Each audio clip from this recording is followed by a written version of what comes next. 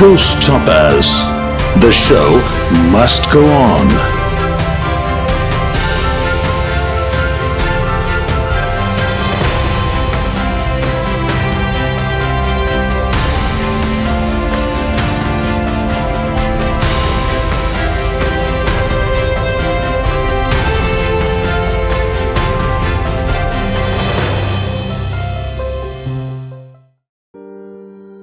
In Showstopperzz episode today, our guest Venkatesh Kodukula is an individual who dons multiple hats as a researcher, documentation officer, social activist, and legal professional working in different courts to provide pre-legal aid services to all the marginalized communities, including LGBT community.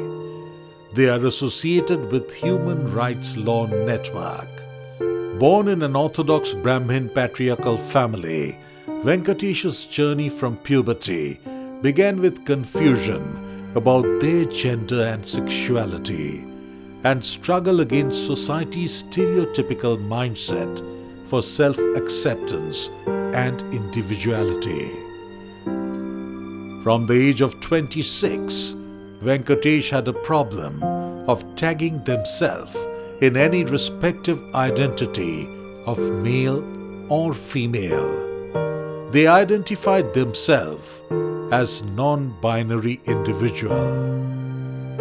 Yes, friends, let us hear their journey of struggle for acceptance, equality, respect for personal choices, and protection.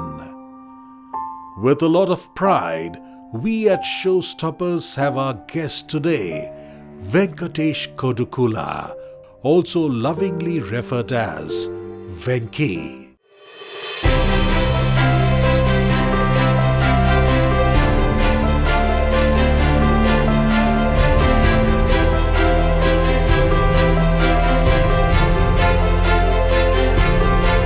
Showstoppers. The show must go on. Hi Venki, it's really nice to have you here, and I hope it's okay if I call you Venki. Oh, certainly. So just tell me, who is Venkatesh Kodukula? So Venkatesh Kodukula, as today, is a well-established HR professional working for a non-profit organization and working for diversity and inclusion, trying to bring a change in the society in the best possible ways, and trying to break the stereotypes and having conversation of all the discussions which are not usually done on a regular basis, and try to bring a change in the society. Oh, so that's Venkatesh. That's Yes. great, Venkatesh.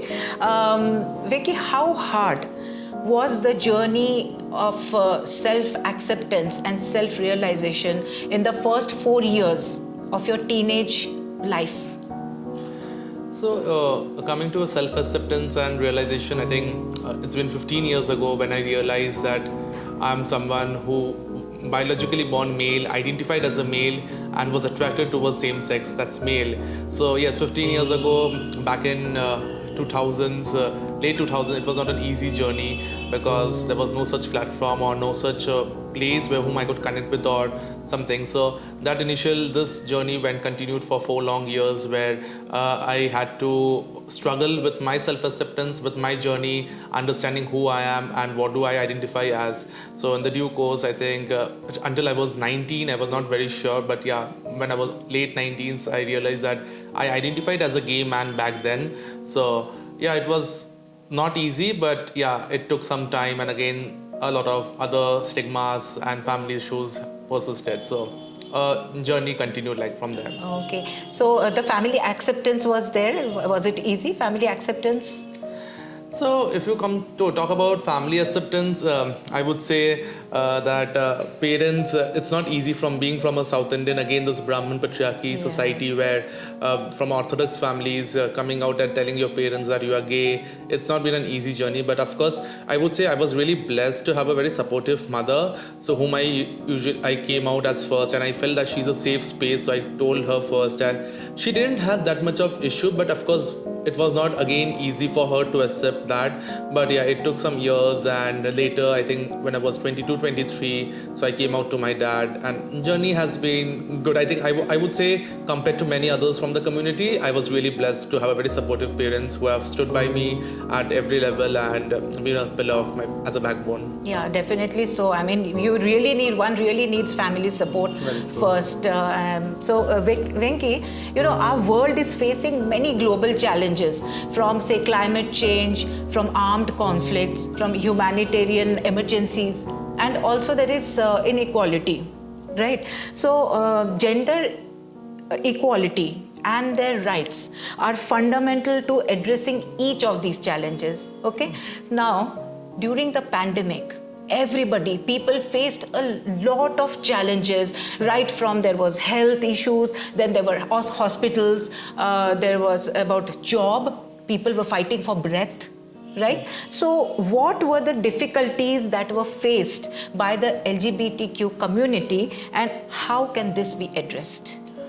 I think this global pandemic of COVID-19 coronavirus has really affected the LGBTQI community to a very massive extent, and especially to developing countries like India, where I personally feel that I was really privileged to have a shelter, food, and supportive parents. So I personally might have not gone through, but really working for the community for more than a decade now, I have seen the challenges faced by the community. So the basic, I would really like to highlight it and point it out. So if you see the coronavirus time, the hospitals bed and the isolation centers were just being restricted to male and female. So it was not easy. So where does a person who doesn't identify neither male or female and who identifies as a trans person, non-binary person, so where do people go? So I identified as a gay man for 8 long years, and since 4 years I've been identifying as a non-binary gender fluid person, and I go with the pronouns they and them. So I personally felt that this was really a basic deprivation of the healthcare facility, which as a human one was going through.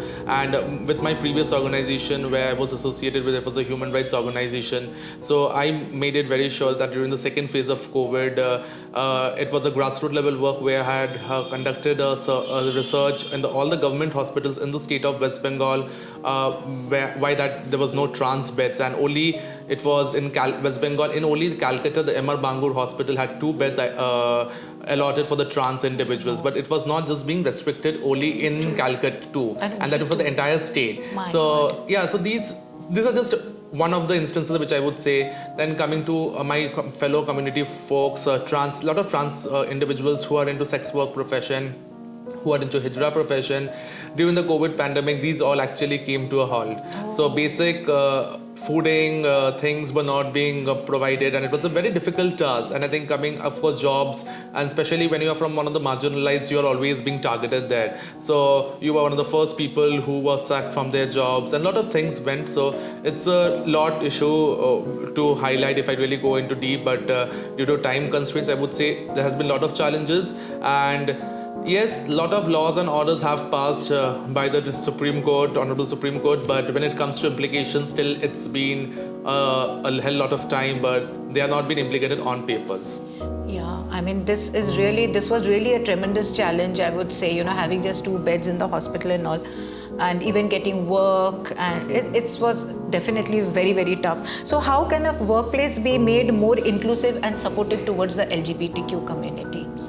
So talking about workplace being inclusive, I think one of the most initial things is having a conversation. Having sensitization is a basic thing, because when we see a lot of organizations or a lot of individuals, especially coming during the month of Pride and celebrating Pride, but actually when you are associated with those organizations, you see how discriminatory they are being. So I will just not name a particular airline, but it's one of the leading topmost airlines in India, where you see June month they have in-flight Pride magazines and all, but till date when the announcements are made, they are so gender non-inclusive. They say good morning ladies and gentlemen, boys and girls, and they are the people who have this pride for all this pink economy. They keep on doing it. So I think it's not only just for during the month of Pride, it's a continuous process where one should have a basic sensitization and discussion throughout to create a safe space for every individual, irrespective of any gender, sexuality, caste, creed. So it's all about conversation. I think that brings a safe space and having